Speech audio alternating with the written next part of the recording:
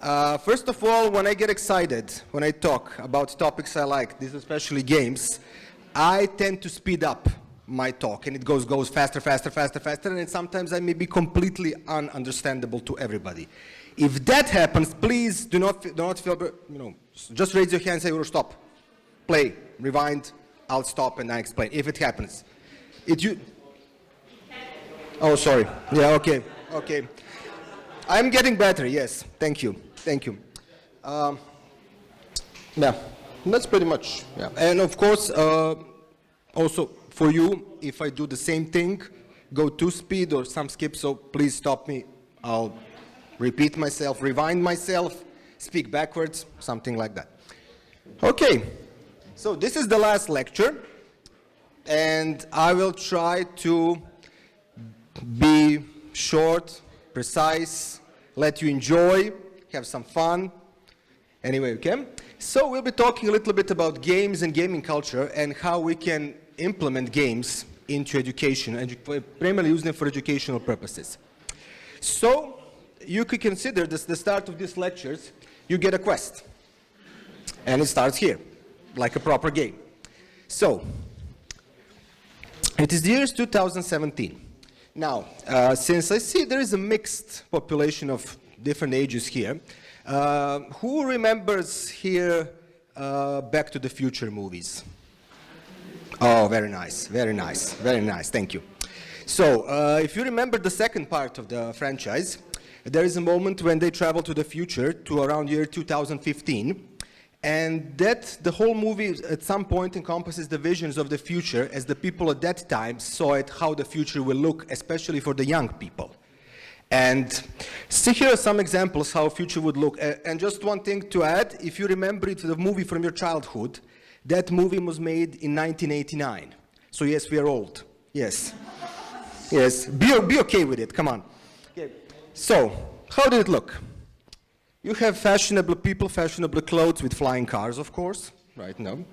You have maybe less fashionable youth driving around on hover skateboards and, you playing baseball with someone's head, presumably, yes. And you have also, of course, the family dinner with someone whose phone is literally glued to the head, so the communication may happen. And at that time, like almost 30 years ago, that was the vision of 2015. I wrote 2017 because this is the current year, but of the relatively not so far future. And when we get into 2017 in our timeline here, well, let's check how it looks.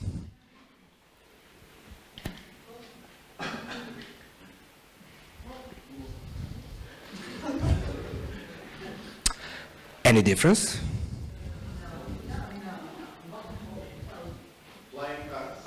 Please, thank you. Yes, thank you. But apart from obvious, the interesting thing was that at the time, apart from certain movies, apart from certain ideas, I thought most of the people didn't think about that the games and the gaming culture would become so prevalent as it is today. And it begins to transcend not just in terms of youth, but all ages, all classes. It's becoming a really huge phenomenon. And before we continue, I'm going to ask, how many of you play games? Any kinds of games? Okay. We're within statistics, great. So let me put you a little perspective about gaming in numbers. When we talk about digital games, and these are the data including 2017 up to this point, 2.2 billion players worldwide. And that includes all kinds of games. Mobile, tablet, PC, consoles, everything digitally made is included in that. In terms of profit, it's around more than $100 billion made. And it's an steady increase year by year. And some assumption is that around 42% of them are mobile and tablet games. Now, since I'm talking about games not just in digital, even though we're talking about online space, I always like to think about tabletop games. And there are all kinds of board games, card games, everything. Usually, distinction is made with the material. It's physical. You have a card, you have a board, while digital you usually have a screen. Growing as well, but with no numbers, sorry. The reason was I managed to find some researches concerning big publishers like Fantasy Flight Games, Hasbro, Asmodee, but it was locked behind the paywall, so I couldn't find it. But exploring around the net, and experiences from the distributors and publishers from the big conventions like Spiel, for example, in Europe, they say that each year it's growing, and it's growing steadily. So it's not just the digital, it's the tabletop world that is also getting an expansion. And tabletop games really profit from crowdfunding influence. Kickstarters, Indiegogo, all kinds of that really helped boost in recent years the expansion of tabletop games of all kinds. And of course the question is why? Why are we suddenly into the gaming world? There are a number of reasons, number of studies, there is a number of explanations. I'll take some which I think are important for this whole conference. And some of them mention the rise of the infamous millennials. Yes. Now, there is a lot of talk about millennials, a lot of explanation, a lot of analysis, but most researchers agree that they are one of the generation, maybe first generation, which is fully put into the digital world in one way or another. And since the digital world was compromised a lot of times at that moment from games, and people who like games, they like to play them, it was natural for the generation which grows up like that to import some of that way of thinking, to learn from games, to use games as a way of learning and obtaining information. So yeah, I'm a little bit older, so if you technically, I wouldn't be part of the millennial generation, but for me it is interesting that I see it that when I work with young people, when I introduce games to them, any kind of game, it literally goes like this. It's really easy to get it. Popularization of geek culture, or whatever that would mean. You know, some 20 or 30 years ago, if you would walk around the city or schoolyard carrying in your arms Dungeons and Dragons rule book or some kind of a game, you wouldn't have a good time. There would probably something happen to you, you would be ridiculed.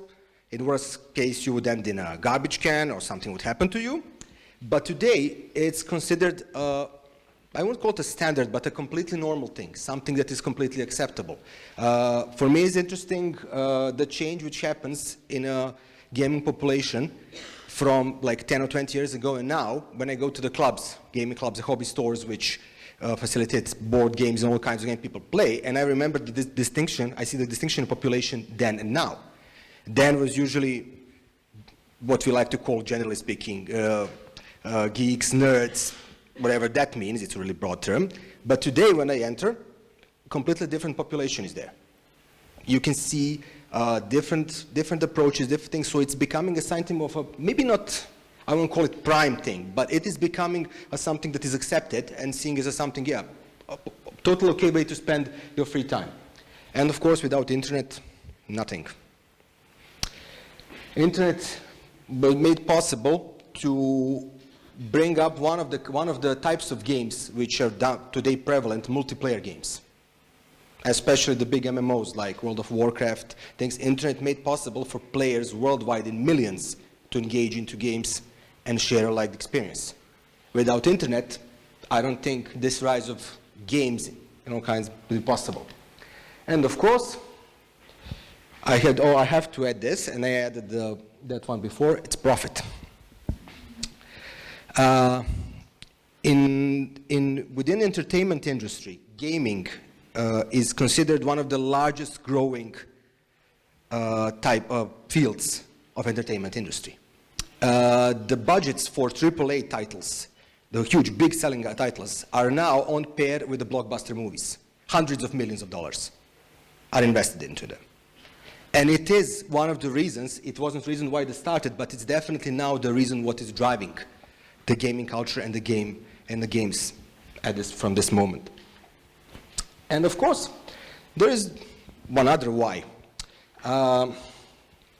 This is a book by Jay McGonigal. She's a game designer from New York, and at one moment she was designing and working in her field, she started to wonder at a certain phenomenon that was happening, and that is that the young people started massive exodus into the virtual world, spending more and more time there, more and more, just playing games, 1 hour there, few minutes there, but it's been increasingly rising. And she didn't want, and she wasn't satisfied with the explanations like, yeah, it's an addiction, yeah, they're escapists, yeah, they don't want to face with a real life, yalla yalla, all those reasons. She wanted to try to explore why young people are moving into the virtual world. And she found some 14 ideas for, as I called it, she called it for fixing reality, which were essentially 14 reasons why young people go into the virtual space, preferably to play games, and how we can bring those 14 ideas back into our reality and try to fix the reality. And that's hence the name of her book, Reality is Broken, not the young people. They're okay, they're not broken, there's nothing wrong with them. The reality is one that needs to be fixing. And I will not go into details with all 14 reasons because I really encourage you to read this book. It's really interesting to read it as a generally to put a flow thinking and, of different games that can be played, many of them without using any computer. But the one I really loved is this. Good game is unnecessary obstacle. We don't need games. They are not food, they are not water, they are not air. We can survive without them. And yet, we introduce them into our lives, into our everyday lives, as an obstacle which we want to overpass, to do something with it. And that is why when we go to, and I think that is important before we talk about using games in education, to think about what is a game. Okay, game is a type of play activity conducted in the context of the pretend reality in which the participants try to achieve at least one arbitrary, non-trivial goal by acting in accordance to rules. This definition is an excellent conversation breaker and conversation killer. You use part of it, people usually like, okay, stop, just go. Jokes aside, this is a good definition. There are many definitions of games, which gives a lot of information. But the one definition I really love and really cherish, and I think it sums up the most important points, is the definition given by Sid Meier, game designer, Civilization series, Alpha Centauri, maybe someone of you played that games, but they are really popular and huge. And he said this: a game is a series of meaningful choices. At one moment, I considered, wow, this could be an excellent definition of life. Yeah, When we think also about the game, we have to think what are the aspects of the game, of any game can have in that terms. First of all games are goal-oriented. You have to have some goal. Why are you playing it? What are you going to achieve by playing it? What is the end of it? Rules. Rules are absolutely necessary. You have to know the boundaries in which everything happens. Competition. Even if you're competing against yourself or against the AI of the computer, or the other players, you're always competing with someone or something. So competition is, by definition, the essential part of the game. Feedback. For example, when you press the button in any kind of online or game, you immediately have a response. What happens? You immediately know what your action caused, and you have a feedback. When you play any tabletop game, you roll a die. You see immediately the result, you know what happened. The feedback is what gives the game flow and what is really important to understand. And the last part is voluntary participation. Games have no meaning without voluntary participation. You have to want to be part of it. Otherwise, they don't function too much. And this is something that I realized while I was exploring this area, is that game and play are not the same thing. Play is very often used for loosely structured, open type of game. When you can especially see it, anyone who has small children, nieces, work with small children. When you see small children play, their game is flowing, they do all kinds of stuff, they change the rules on the spot, they start, no, we're going to do this, but there is no, you cannot catch head or tails. But it's working, it's flowing, and that's play. There are no set rules, but they're still enjoying it, they're still having fun with it. Okay, so we have to go to the terms of motivation, and I think this is also, we're talking about it a little bit later about it again, but it is also maybe important when we talk about online courses and think why people play games. The first reason and the most obvious for everybody's entertainment. We love games because games entertain us. We can spend bad time, we can spend time with friends, playing them, whatever, the tabletop games, all games, doesn't matter.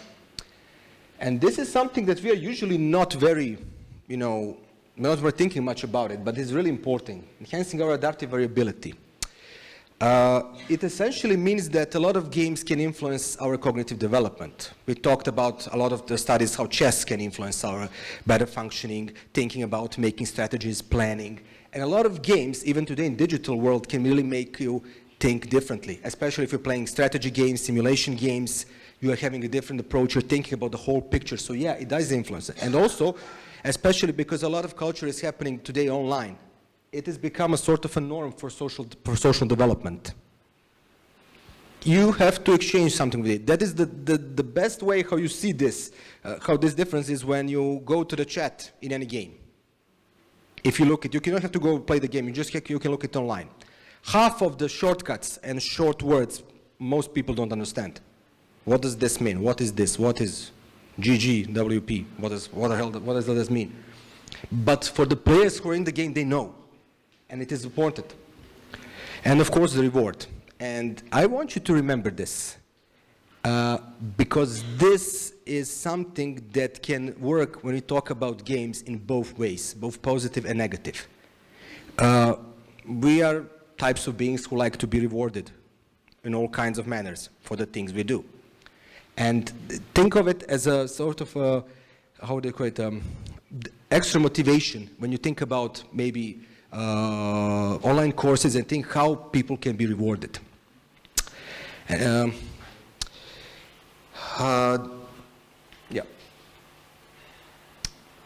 When we talk about serious games now, serious games, I remember the first time when I read about them, and I was talking to my partner about it and explaining what a serious game is, and her first comment from the top was, so they had to add adjective serious to the games in order to take them seriously. And we're like, seriously? Both. Then I realized I wasn't thinking about it, but he said yeah, seriously, we have to add, you literally had to add, which tells something about how generally our culture perceives games. As something that is leisured, something that is not serious, something that you should do in your free time, has nothing to do with the regular work or job or anything like that. Oh yes, and when we talk about language of the gaming community, you just dinged, I gave you a level. For information, a lot of games, when you have to level up your characters, when you get a level, you write ding in the chat, and everybody says, congratulations, congratulations, thank you, thank you, thank you. So this is my level to you. So, what is a serious game? It's a game built for productive purpose, such as training, education, healthcare, hence the word serious. The basic distinction which you can look is educational purpose against entertainment purpose. Most of the games we regularly use are built for entertainment purpose. Serious games are built primarily with educational purpose in mind, with the idea to teach someone something. That doesn't say that entertainment games cannot be educational. They can, but that's not their primary purpose. That's something that may happen, but may not also as well. And the important part is that a lot of authors don't consider serious game genre for itself.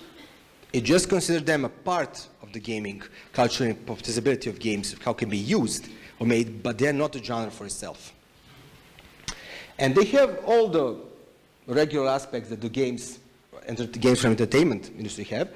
And why did I put voluntary participation in red?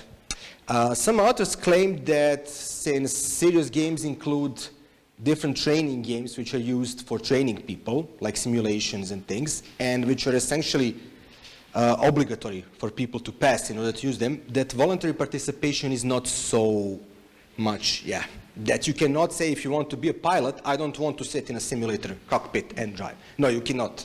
You have to be the part of it, at least some hours you have. So the voluntary participation is the only part of these aspects which is really still in debate, whether it's truly can be considered voluntary or not. When we talk about taxonomy, there are a lot of taxonomies and a lot of the different types of serious games. I took one which puts them into 6 categories: educational, health, other games, military games, political, and simulation games. I'll go into each category a little bit, and I'll give you an examples in each category so you can try to see what kind of games you can be used. First of all is educational games. These are games that are made to enhance either the learning of those who participate in it or help others to teach them. This type of games is the most common that we consider as a serious game and the most prevalent one. What is important that the serious games, and we talk about today about the education, formal education on, these are usually made or adapted for formal education. It takes into account that there is a number of students of pupils of the same age or close age, there is a teacher or mentor or guide, and they are working together on obtaining some knowledge, skill, or something. And they're usually made with that pre-assumption in mind. And when we talk about examples, there is a Minecraft. You all heard about Minecraft probably as a game, maybe played it. What Microsoft did when they bought the Minecraft a couple of years ago is that they made an education edition and essentially turned part of the game into a tool for education which can be used by teachers and their pupils in order to teach different topics. I will not go into the detail because tomorrow at the workshop with the glasses, with the Google glasses, you have a guy there called Alen Piljak, and he is also a certified Minecraft education trainer. So if you have questions, everything, please ask him. He's a very nice guy. He won't bite you most of the time. Very, very nice. And just, I can talk about it, but I feel because you have tomorrow access to the professional who does it, better let him to give you all the details you want to know. It's a really interesting topic, and it's really something that can be really used in the classroom otherwise. Health games are usually games that inform and help people maintain lasting and healthy habits. You have them on your phones probably. Some apps that act like a pedometer, so they can measure your steps, how much calories you intake, how much those are all count that can be gamified and essentially function as a serious game. But for example, when we talk about kids, there is this interesting little game made in Flash. It's somewhat called Amazing Food Detective, which was made especially for children to learn healthy habits of eating.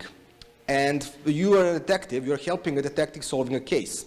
Cases are mostly about crimes, and crimes are eating junk food. So your job is to help children understand how they can eat better, how they can do not commit that crime again. And it's an interesting point, for example, that in a game you get all the information about food. So it's not just, connect the dots, pick this. You have the info. Why is vegetable important? Why fruit is important? Why water is important intake? Not sodas, but water. And other games. Now, this and the military games are two types of games within serious games which have a sort of a controversial status. Because other games are essentially games which in some way contain advertisement for a product, service, or company. A lot of authors consider them essentially an extension of marketing. And there is a debate. For example, you're running around a platformer, you're jumping, you're picking some cans to get the energy jump even more higher. And after some time you realize that all cans of energy are 7-Up or Sprite or something like that. And of course what happens is that, or some other drink, it may be energy drink as well. What happens is, of course, you start to connect it with I can jump, I can move even further, which is sometimes can be really, maybe they consider it especially controversial because when young kids play them, it may leave an impression wrong. And this is an interesting one. This is not in a digital world. This one is in a regular world, but real life, as we call it. But it is an important combination of McDonald's and Monopoly. So this is a kind of action that McDonald's started doing in 1989 and is still doing from time to time from different restaurants around the world. You have cards from Monopoly. They are connected to the certain meals and certain products you buy from McDonald's. So your idea from buying certain, you combine cards. And you have to, like in Monopoly, get the same street, and you can get some prizes as well, get some, simply, it's not a big, but it was a really driving factor that they used combination of two games, one game Monopoly, and collecting of the cards to make. And it turns out to be, the way I'm going to see, a still really interesting action. So I was starting to thinking, wow, imagine doing the same thing, taking a monopoly, collecting streets and but doing the same thing with organic food and organic shops. Combine it with some internet support, voila. You can really force people, you can give people option, especially young people, to try something new. Military games. As I said with other games, this is the other part of the serious games group, which is considered something called controversial. The main, of course, aspect of military games is training and recruiting soldiers. When I say training, it literally means practicing skill.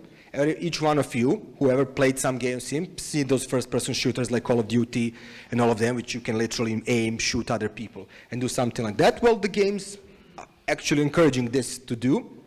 And also, they teach you within the military certain thing that's called rules of engagement. When do you shoot? When do you not shoot? What to do in this situation, that situation. Which also happens, and that's one of the ways, especially today, which you can find new recruits. Why?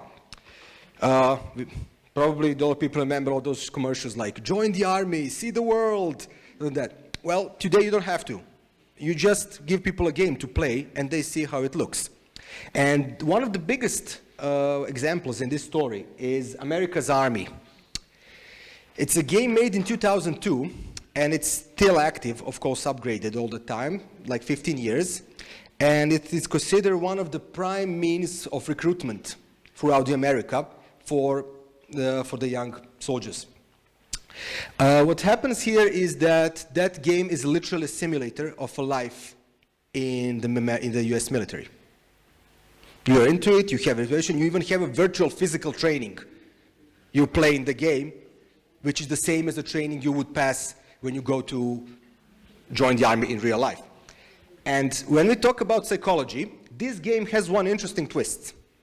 Since all of the players are essentially soldiers of the American army, when they have a combat situation happening in the game, what would happen is that American soldiers would shoot and kill American soldiers, which is completely unacceptable, of course. So what the programmers did, and I say that is a really smart idea, even though I don't like it, but it's game. When the players enter the game, and they're separated into two teams, attacking teams and defending teams. That doesn't too much matter, you just know what your objective is to do. But whenever you look at the other team looks like terrorists. When it looks like terrorists. When they look at them, in the reflective surfaces, they see themselves as soldiers, American. But to the others, they always look like terrorists. Same like in real life. Of course. And the interesting part, they look like terrorists, it's the proper, ISIS 2017 summer collection. Balaclavas and everything, Kalashnikovs, complete like that. And the soldiers of the US look like soldiers.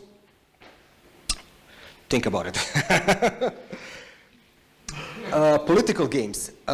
Main idea of political game is to try to change players' opinions about certain topics. They don't have necessarily to be political. They may be from the other spectrum, but from the ones which, when we think about it, comes to the influence of our everyday lives, and may not be connected directly to us. For example, the example I'm going to show you is Darfur is Dying.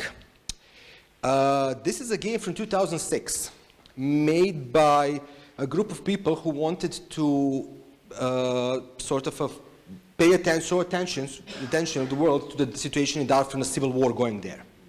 So what they did, they made a game. You can play it today. It's still active. You can go on the address, type in the Google, Darfur is Dying, and you'll get a link, in which you act as one of the refugees. And in game, you have to play how you have to get water. And you have to escape and run from the militia, from the rebels who will catch you. You literally have the experience of the word escapes. I didn't hear, sorry? Yeah, real life experience of someone who needs to survive, but in the game. And it is a game which really obtained a lot of coverage, a lot of press, especially because it lasts for almost like 10, 11 years now. And it's also because it's probably one of the first examples, who turned the game into a political message, sort of. Gave it very strongly that this is something that we should all pay attention to. And simulation games, something that we usually use and attempts to copy various activities from real life in the form of a game for various purposes. Now, simulation games, we usually try to differentiate from professional simulations.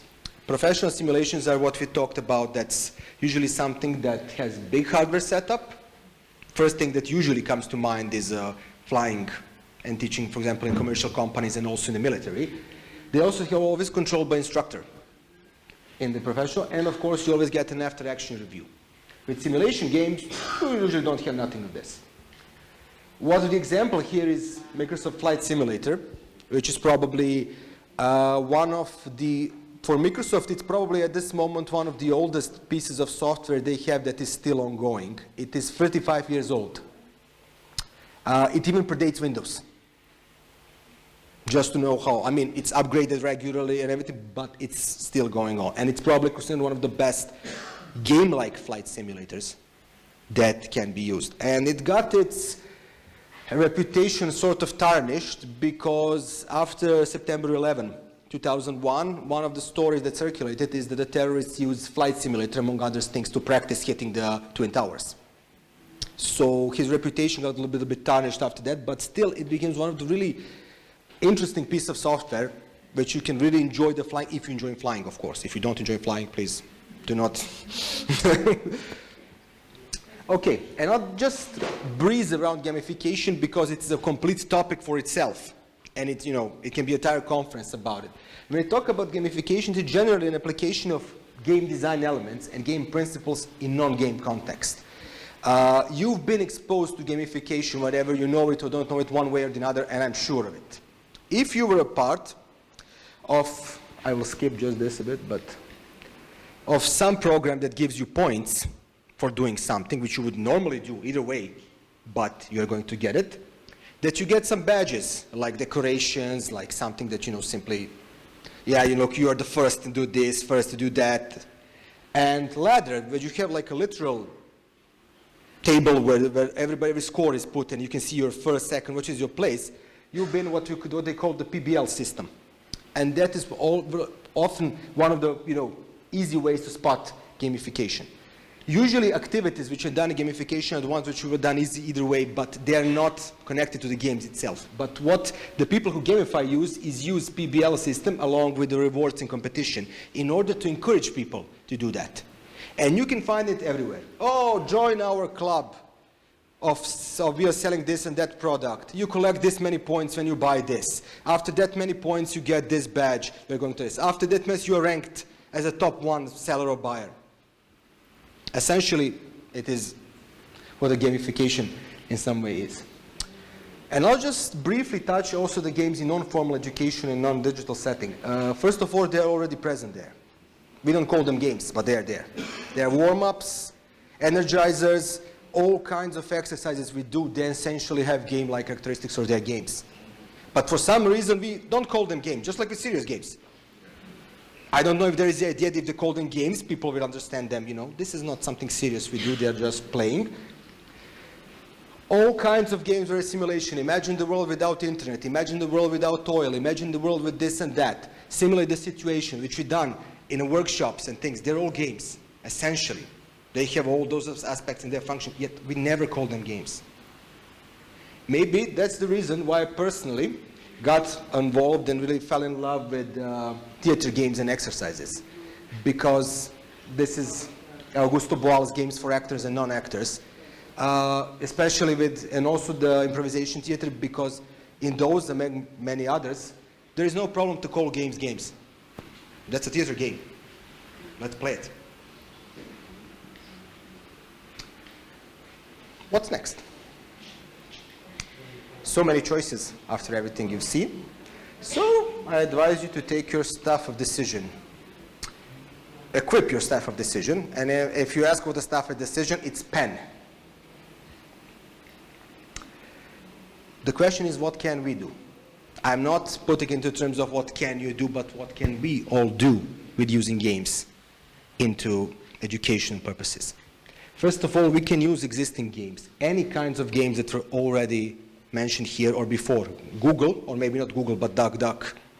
Go is your friend now. So you can find a lot of games which you can use for different purposes. And of course, this is the second part, which can be tricky. It's realizing that there is some game that you can adapt to your educational purposes. Now, keep in mind that with digital games, this can be pretty hard for various of reasons, especially if it's not open source. You need to do source code, you need to know some programming, and also what may happen is there are corporate rights with intellectual property. So what some experiences brought me is that tabletop games are usually more open to this. You can, for example, you can buy Monopoly and think of the ways how you can use Monopoly or reinvent Monopoly in order to explain blockchain technology and cryptocurrencies to young people. Just an idea. But generally, tabletop games give you more freedom. And of course, you can create your own games. What are here are some of the, at this moment, at least, popular game-making tools and engines: Unity, GameMaker Studio, Constructor, Unreal Engine. Of course, creating your own games asks for resources, asks for a plan, asks for, depending on what you want to build, can make a huge team of people, ask a lot of money. And of course, if you're doing it, you can of course do it by yourself, but then you have to learn some programming. And this is something I must say to you: if you ever want to use digital games and create them, my personal recommendation, and really take it, you have to learn some programming. We are still not at the place where you can just click and drag and arrange things and it's going to work. You need some programming as well. And to keep in mind also that first of all, whatever you do with the game, wherever you design it, wherever you want to adapt it, you have to keep in mind players' motivation. It is something that is crucial in order to understand the game work. Motivation for players is, believe me, it's a topic for itself. For a conference, a big one is this. For again to debate what can be player motivation, but what is maybe easiest for you to start thinking about is intrinsically versus extrinsically. What the researchers show, of course, is this type of motivation is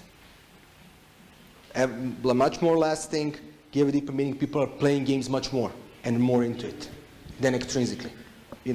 Just for the fun, everybody's playing it, why should let me play with you or that.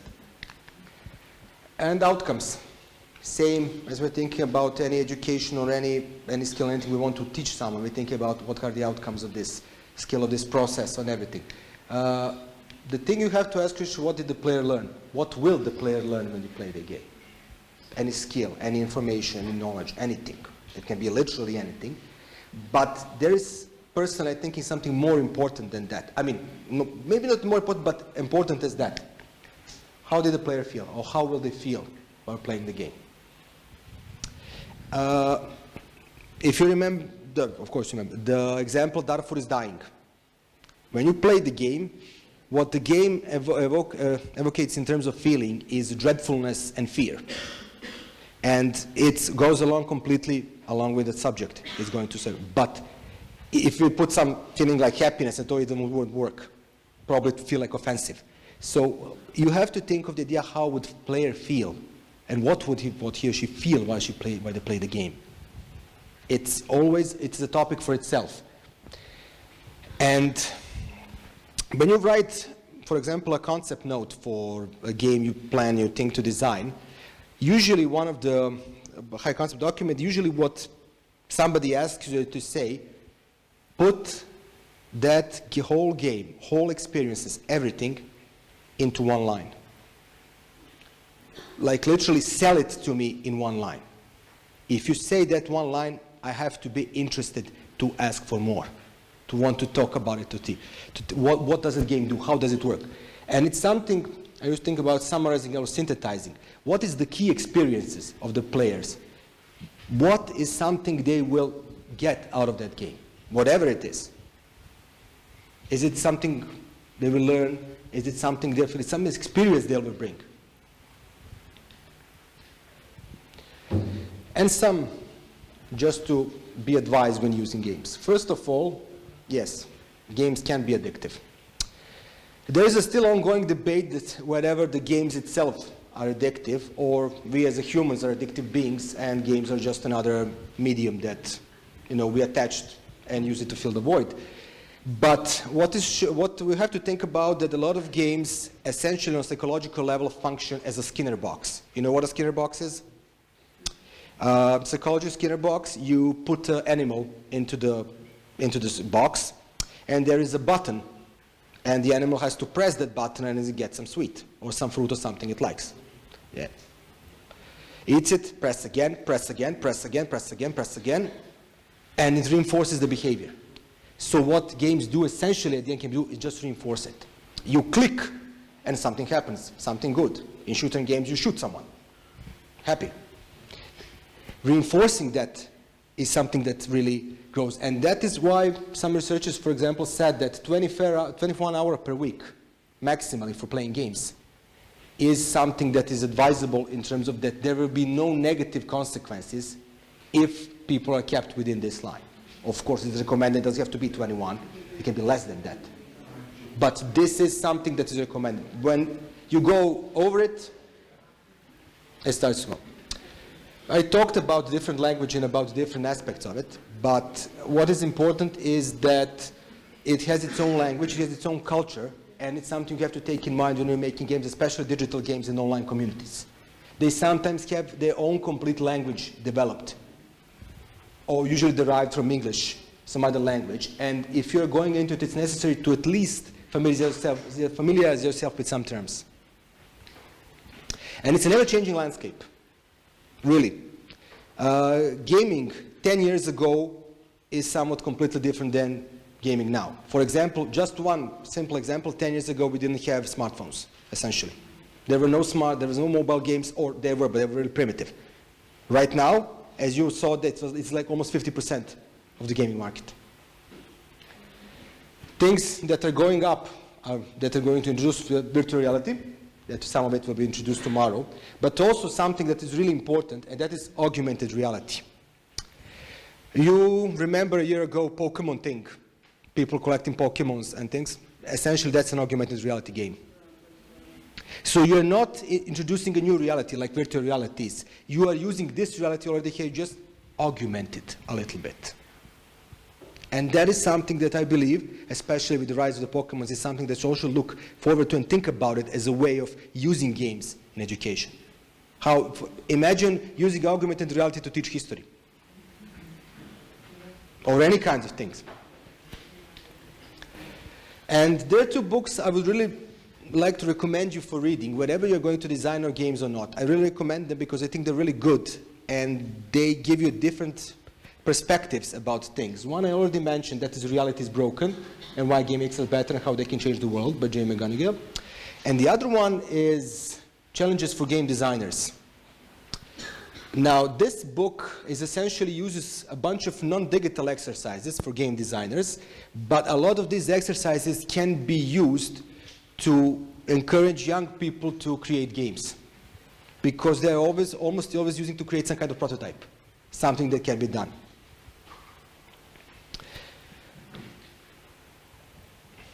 Questions, thoughts, criticism, opinions?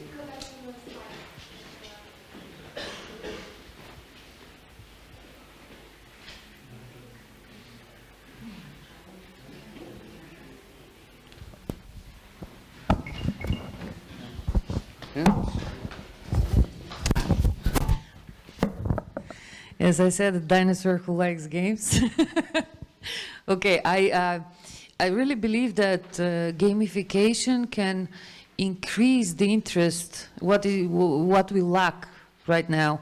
I see motivation, inspiration, initiative to learn. That is something that in the education, that is in non-formal education, and trying to use the online courses is going to work for us. But I'm really interested to know how much does developing some platform when using these badging systems and everything can, well, while you were talking, I was thinking about offline games, but with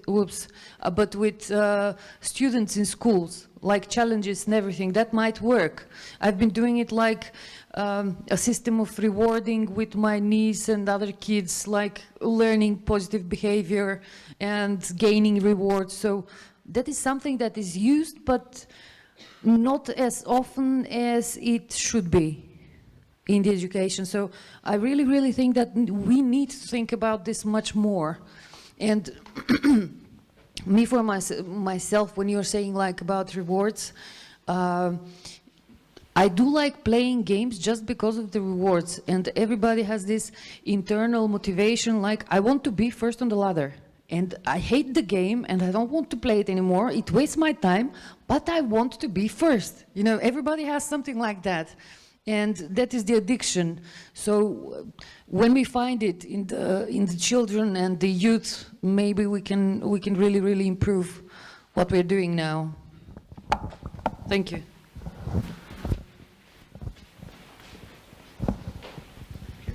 Thank you. Developing gamification, or should I gamify some process in education is, first of all, it's not always the question of resources.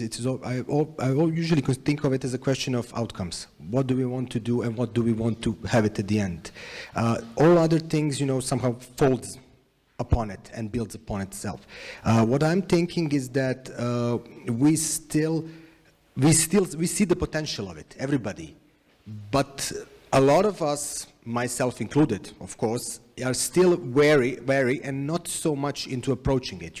It's like we're just tapping from the sides, just jumping a little bit, but there is some kind of a fear of jumping into it, literally saying, okay, let's try to gamify and see what happens.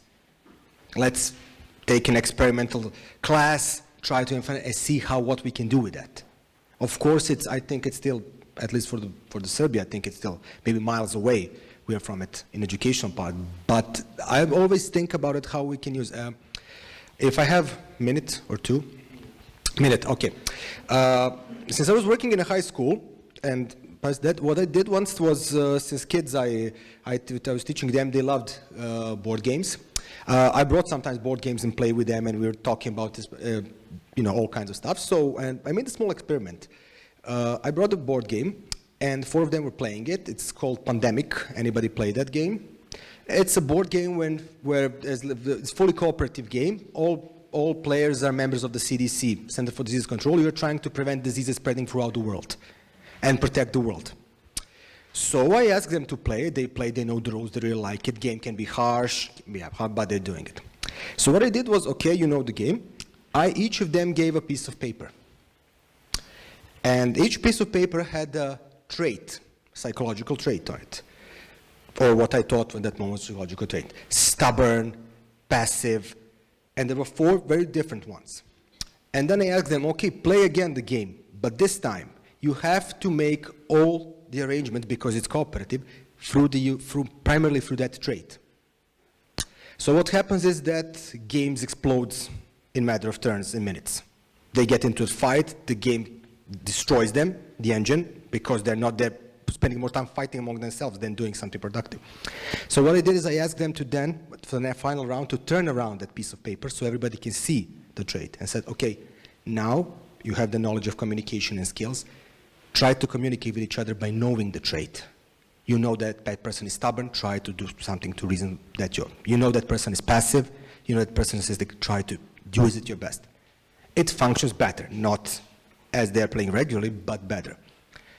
And what I did was talking about, okay, when you talk about teams, a lot of times we talk just about team roles, and that's it. But people are not just team roles. They're complete personalities. You have to take that into account when you are talking and working with them. So, and for them it was like, wow, like I saw that it was like really a changing experience. It was interesting. It brought them, the game brought them, and that adaptation of game just brought them a perspective. So it's just an idea, how we can also use, we can use gamification, but we can also adapt the games we already have in order to make something and teach. Okay. Is this the reason that we have to stop? Okay, wait, before we stop. Thank you. I'm sorry, like every other good game, this one is also over. So you just finished the quest, listen to lecture. You will get your reward. The reward was here, but it's gone now, so I have to find it again. Oh, yes, it's down there, and thank you.